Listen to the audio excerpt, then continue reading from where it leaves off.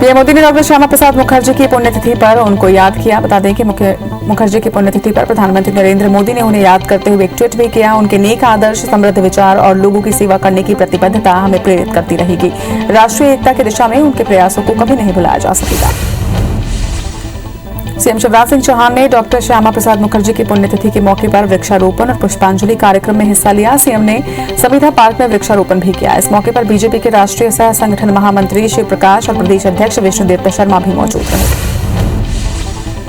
जम्मू कश्मीर के श्रीनगर जिले के कनीपोरा नौगाम में आतंकियों ने इंस्पेक्टर पर ताबड़तोड़ गोलियां बरसा दी। आतंकियों के हमले में इंस्पेक्टर परवेज अहमद शहीद हो गए। इस हमले के बाद आसपास के इलाकों में बड़े पैमाने पर तलाशी अभियान जारी है। स्वास्थ्य मंत्रालय ने कोरोना के डेल्टा प्लस वेरिएंट से अलर्ट रहने को सलाह दी है। स्वास्थ्य मंत्रालय ने महाराष्ट्र, केरल और मध्य प्रदेश को इस वेरिएंट से सतर्क रहने की सलाह दी है।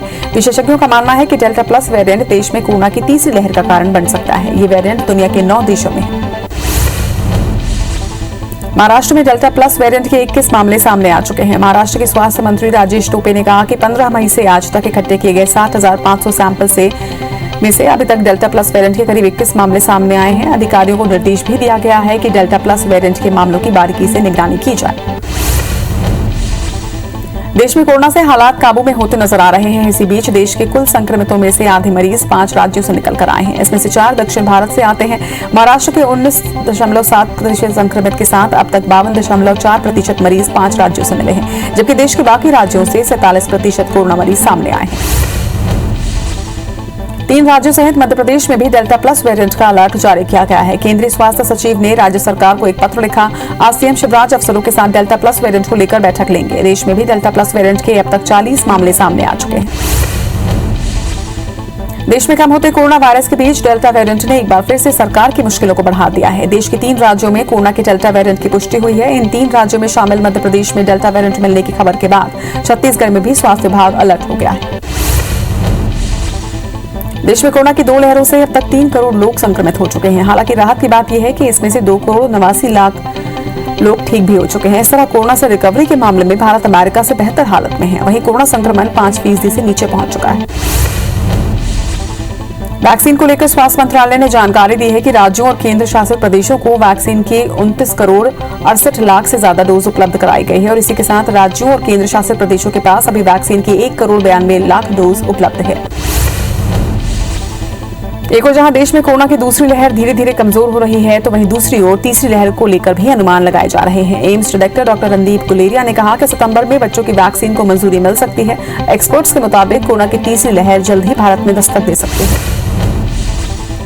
पेट्रोल डीजल की बढ़ी कीमतों पर केंद्रीय पेट्रोलियम मंत्री धर्मेंद्र प्रधान ने कहा कि कांग्रेस 2014 से पहले तेल बॉन्ड को लेकर हमारे ऊपर लाखों करोड़ों बकाया छोड़ गई है, जिसकी वजह से इसके मूल्य और ब्याज राशि को हमें चुकाना पड़ रहा है। दाम बढ़ने का एक प्रमुख कारण ये भी है अंतर्राष्ट्रीय बाजार में कच्चे तेल की कीमतों में उछाल हुआ है। हमें अपनी आवश्यकता का 80% तेल बाहर से लाना पड़ता है। बुधवार को घरेलू शेयर बाजार मजबूती के साथ खुले। फिलहाल एनएसई निफ्टी 15,800 से नीचे ट्रेंड कर रहा है। वहीं बीएसई सेंसेक्स में लगभग 25 पॉइंट की मजबूती आई है। फिलहाल ये 52,600 के पास चल रहा है। निफ्टी मिड कैप और स्मॉल कैप इंडेक्स में मामूली मजबूती देखी गई। वहीं निफ्टी के मेटल में लगभग 1% का उछाल आया है। आईटी और ऑटो इंडेक्स में लगभग 0.5% की तेजी आई है। मध्य प्रदेश सरकार ने राजस्व में कमी के चलते केंद्र सरकार से कर्ज की इजाजत मांगी है। शिवराज सरकार ने 11,000 करोड़ कर्ज लेने की इजाजत मांगी, जिसमें मेट्रो सिटी अमृत पीएमएवाई योजना के कामों के लिए इजाजत मांगी गई है। वैक्सीनेशन अभियान पर पूर्व सीएम कमलनाथ ने धांधली का आरोप लगाया है। कमलनाथ ने कहा कि एक दिन में 17 लाख टीके लगाए गए, जिसके अगले और पिछले दिन कुछ 100 टीके ही लगे। सरकार को इस बारे में स्थिति स्पष्ट करनी चाहिए, क्योंकि ये करोड़ों लोगों के जीवन का सवाल है।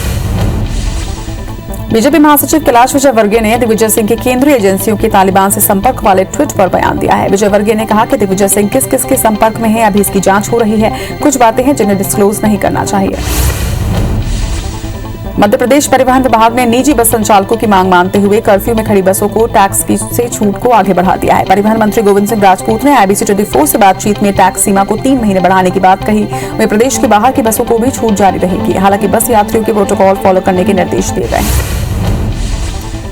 कल भोपाल में बीजेपी प्रदेश कार्य समिति की बैठक होने वाली है, जिसमें मध्य प्रदेश के मुख्यमंत्री के साथ VD शर्मा, शिव प्रकाश और मुरलीधर राव भी मौजूद रहेंगे। बैठक में 2 प्रस्ताव लाए जाएंगे। राजनीतिक प्रस्ताव में बीजेपी और विपक्ष की भूमिका पर चर्चा होगी। साथ ही केंद्र और राज्य सरकार ने जो काम किए हैं उन्हें आभार व्यक्त किया जाएगा।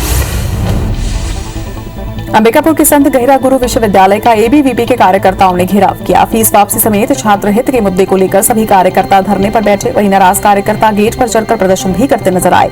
इस दौरान कार्यकर्ताओं और पुलिस के बीच झूमाझटकी भी हुई। पन्ना पुलिस ने एक अंतर्राज्यीय ठग गिरोह का पर्दाफाश किया है। गिरोह में 2 लुटेरी दुल्हन भी शामिल हैं, जो भोले भाले कुंवारे युवकों को अपना शिकार बनाती थी। उन्हें शादी का प्रलोभन देकर कुछ दिन उनके साथ बिताती थी और फिर जेवरात और पैसे लेकर यहां से भाग जाती थी। इनके साथ 8 युवकों को भी गिरफ्तार किया गया, जो इस पूरी वारदात में शामिल थे।